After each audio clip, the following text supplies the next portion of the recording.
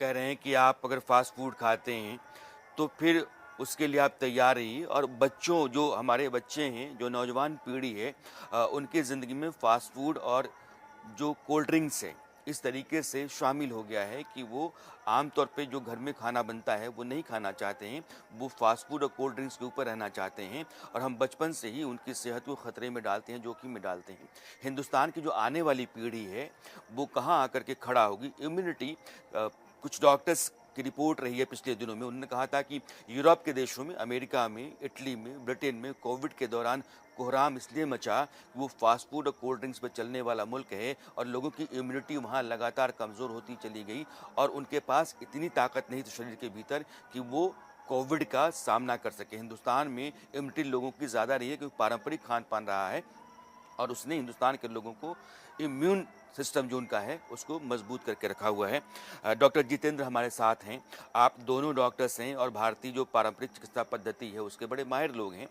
हम कभी ये नहीं कहते हैं कि जो मेडिकल साइंस है वो एक साइंटिफिक प्रोसेस है रोगों को पहचानने का और इलाज करने का, लेकिन पारंपरिक चिकित्सा पद्धतियां हैं वह भी भारत में बहुत लंबे समय से लोगों को निरोग रखने और उनके जीवन के साथ लगातार चलते रहने के लिए बहुत लंबे समय से बनी रही हैं।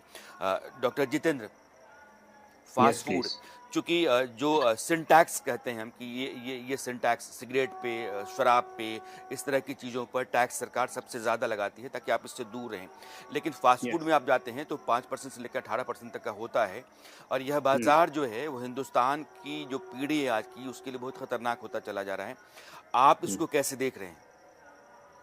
देखिए, मेरा मंतव्य ये रहेगा, डेफिनेटली मैं चौधरी सर से एग्री हूँ कि फास्ट फूड कंजप्शन वगैरह वो हमारी बॉडी की हेल्थ के लिए और हमारे फ्यूचर पीढ़ी के लिए वो एक गुड मैसेज नहीं है। तो we have to try to avoid as much to consume the fast food. Also we have to advise our family to resume decrease the consumption of fast food. Actually GST अगर इस पे बढ़ता है क्या है, तो उस पे 3 रीज़न्स इस पे हो सकते हैं। हमारे जो प्रक्रिया है उसमें इकोनॉमिकली होता है, हेल्दी पर्पज़ से होता है और पॉलिसी कंसाइडरेशन पर्पज़ से होता है। तो एक तो फर्स्ट है revenue generation. Higher tax revenue होगा, तभी देश को बेनिफिट मिलेगा। दूसरा है पब्लिक हेल्थ गोल्स। जो चीज़ है फास्ट फूड, पैकेट फूड, उससे पब्लिक की हेल्थ पे क्या इफ़ेक्ट पड़ेगी, उस पे कंसिडरेशन होता है। थर्ड वन पर्सन है बैलेंसिंग द टैक्स बर्डन्स। और चौथा है जो promote the local and fresh foods requirement. Actually क्या लग्जरी और नेसेसिटी दो दो चीजें होती है। फास्ट फूड है, जो पैकेट फूड है, वो एक वन टाइप ऑफ लोगों की मेंटालिटी होती है कि लग्जरी शो करता है, बट ऐसा नहीं है। जो चीज नेसेसरी है वो हमको कंजप्ट करनी चाहिए। हेल्दी चीज़ें हैं, हेल्दी फ्रेश बनी हुई चीज़ें हैं, घर पे पकाई हुई चीज़ें हैं। डेफ़िनेटली वो हमारे सामने पकी है, हमको जिस मात्रा में चाहिए उस मात्रा में हमने उसमें ऑयली स्पाइसी चीज़ें डाली हैं, मिर्च मसाले डाले हैं, उस हिसाब से ही हमने अपना खान-पीन को उसमें एडजस्ट किया है। तो हमारे सामने जो बन रहा है, हम खुद पका रहे हैं, वो हम चाहेंगे कि वो हम अच्छे से अच्छा हमारी बॉडी की जो नीड है वैसा ही हम लें। क्योंकि जैसे खाना पकता है उसको देख के ही हमारी डाइजेस्टिव फाइबर वगैरह चलती है। फास्ट फूड, पैकेट फूड, ठीक है, ये सब मतलब इतना होना नहीं चाहिए। और इस पे अगर जीएसटी बढ़ता है, तो वो इकोनॉमिकली वो रेवेन्यू जनरेट और मार्केट कंडीशन को भी अच्छा-सा मतलब एक बूस्ट अप कर सकता है।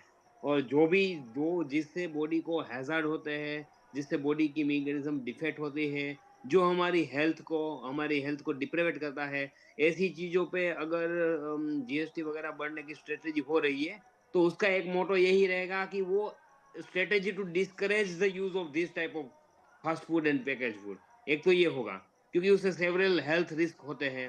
सोसाइटी को cost, revenue formation, tax paying, ये सब करना होता है। तो ये सारी चीजें फोकस में रख के उस पे जीएसटी वगैरह इंक्रीज होने के पॉसिबिलिटीज होते हैं। ये एक स्कोप है, या तो एक इसके बारे में थोड़ा जी, सोचना चाहिए मैं हमको। आता हूँ।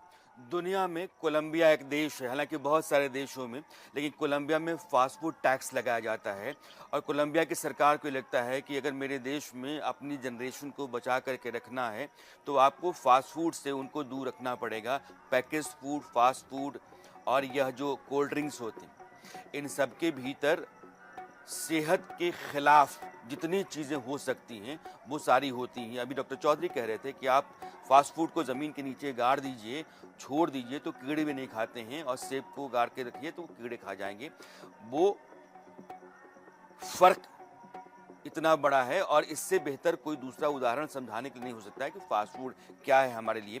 डॉक्टर चौधरी, चूँकि मैं चाहता हूँ कि ये जो ग्रुप ऑफ मिनिस्टर्स के ज़रिए सिफ़ारिश गई है और अब जीएसटी काउंसिल उस पर फैसला लेगी, फ़ास्ट फ़ूड के बाज़ार को, पैकेज फ़ूड के बाज़ार को हम ठीक से रखें कि यह बाज़ार जैसे-जैसे इस देश में बढ़ता चला जा रहा है, मैंने पहले भी कहा कि 10% की रफ़्तार से हर साल यह बाज़ार बढ़ रहा है। आप समझिए कि एक बहुत बड़ा बाज़ार है। क्या-क्या चीज़ें हैं जो आप बताना चाहेंगे कि फ़ास्ट फ़ूड किस तरीके से आने वाली जनरेशन और जो मौजूदा जनरेशन है उसके लिए खतरनाक है? अ, देखिए बड़ा क्लियर है, जिस तरह से हमें पता है कि शराब एक एडिक्शन है या ड्रग्स बहुत सारे एडिक्शन है, वैसे ही फास्ट फूड को एक एडिक्टिव ड्रग मान के चलना चाहिए।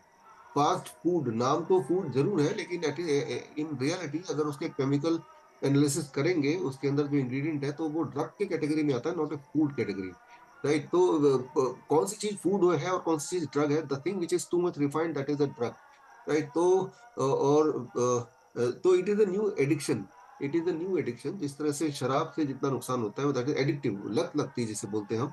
तो वो लत वाली चीज़ फ़ास्ट फ़ूड में भी है, ऐसे केमिकल्स हैं, तो अब से हम फ़ास्ट फ़ूड ना बोल के फ़ास्ट ड्रग बोल सकते हैं।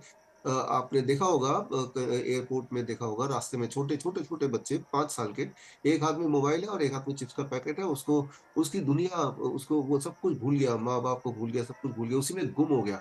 और ये बड़ा कॉमन सा है। तो जिस तरह से एक शराबी जब उसको एक अपना पैग मिल जाए, तो वो सब कुछ भूल जाता है और उसी में खो जाता है, तो वो एक तरह से वो छोटा बच्चे भी मुझे वो शराबी दिखता है, और जो कि बड़ा कॉमन सीन है। कभी एयरपोर्ट और रेलवे स्टेशन में आप देखेंगे, छोटे माँ-बाप भी मस्त है, बच्चा तंग नहीं कर रहा, बिकॉज़ बच्चे को शराब मिल गई है। तो एक शराबी को शराब मिल जाएगा तो वो खुश है अपने आप में। तो और ये that is becoming very common. इस बात से आपको ये समझ आ रहा होगा कि चाइल्ड का ये बिहेवियर कैसे हो गया कि वो पूरी दुनिया से डिसोसिएट हो गया, because that is an addiction.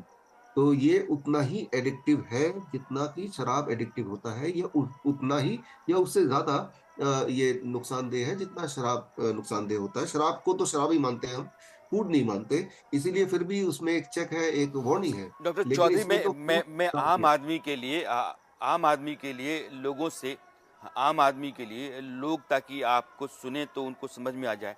फ़र्ज़ कर लीजिए कि एक आदमी कोल्ड ड्रिंक्स पीता है, 200 एमएल उसने कोल्ड ड्रिंक्स पी ली है, या उसने बर्गर खाया, एक बर्गर खाया, उससे उसकी सेहत पर क्या असर पड़ेगा? या मान लेते हैं बर्गर का एग्जांपल लेते हैं, तो बर्गर खाएँगे तो उसके अंदर कार्बोहाइड्रेट है, प्रोटीन है, न्यूट्रिशन है, सारा कुछ ही है, ज ज जो जो कि अगर हम रोटी खाते हैं तो। बट जो चीज़ एडिशनल है कि वो सारे रिफाइंड फॉर्म में है। That is ultra processed, right? अभी तक तो एक वर्ड प्रोसेस्ड पता था, but these are ultra processed. जब वो अल्ट्रा प्रोसेस्ड होता है, तो हुँ, हुँ, हुँ। वो जो स्टमक की जो इंटेलिजेंस है, ये समझना होगा कि हमारे एक ब्रेन ये है और एक गट, गट को सेकंड ब्रेन बोलते हैं। वो गट डिसाइड करता है कि फूड जब पेट तक गया तो अब फूड का डायरेक्शन कहाँ होगा, बॉडी में कहाँ-कहाँ ज़रूरत है, कैसे जाएगा, वो डिसाइड करता है हमारा स्टमक। लेकिन जो अल्ट्रा प्रोसेस्ड फूड है, कोल्ड ड्रिंक एंड बर्गर, जो 2 एग्ज़ाम्पल आपने लिए, वो सेकंड ब्रेन यानी कि गट के इंटेलिजेंस को साइडलाइन करके, उसको स्किप करके, उसको बाईपास करके सीधे ब्लड में घुलने की उसमें ताकत है, राइट? जैसे फॉर एग्ज़ाम्पल मान लो आपने एक आम खाया, तो आम हुँ, खूब सारे खाएँगे तो भी आपका ब्लड शुगर बहुत नहीं बढ़ेगा, क्योंकि पहले तो वो स्टमक में जाएगा, ब्लड में डायरेक्टली नहीं जाएगा। फिर स्टमक का इंटेलिजेंस डिसाइड करेगा कि किस स्पीड से उसको ब्लड में घुलना है। लेकिन ultra processed food can and it does bypass the intelligence of the gut brain. तो जो भी आप बर्गर, पिज़्ज़ा ये सब खाते हैं, वो बायपास करके सीधे ही ब्लड स्ट्रीम में जाता है, इर्रेस्पेक्टिव ऑफ द फैक्ट कि हमारे बॉडी में उसकी ज़रूरत है तो कहाँ पे है भी कि नहीं है, या फिर वो स्टूल से निकल जाना था। तो आप समझिए कि ये कितनी खतरनाक बात है कि जो एक बीच में एक एक पहरेदार बैठा हुआ है, गट नाम का, तो उस पहरेदार को इग्नोर करके सीधे ही ब्लड में जा रहा है, जब भी आप कोल्ड ड्रिंक पी रहे हैं, जब भी आप बर्गर खा रहे हैं, जब भी आप पिज़्ज़ा खा रहे हैं। एट द सेम टाइम जब आप रोटी, चावल, राजमा वगैरह खाते हैं, तो वो स्टमक की बात सुन के फिर धीरे-धीरे स्टमक के इशारे पे या तो वो स्टूल बन जाता है या तो वो ब्लड में जाता है, एक पार्ट लिवर में छुप जाता है, तो उसकी डिस्ट्रीब्यूशन बहुत ही स्लो प्रोसेस में होती है। तो द फास्ट फूड इसके नाम से ही ये समझ आ रहा होगा जी, कि वो fast it is being absorbed by the bloodstream and the food is digested by the stomach. जो जी, फूड और फास्ट फूड में फ़र्क ये है, फूड डाइजेस्ट होता है एंड फास्ट फूड एब्ज़ॉर्ब होता है, डाइजेशन प्रोसेस को बाईपास करके और जो चीज़ एब्ज़ॉर्ब होती है, उसे ड्रग बोला जाता है, उसे फूड नहीं बोला जाता है।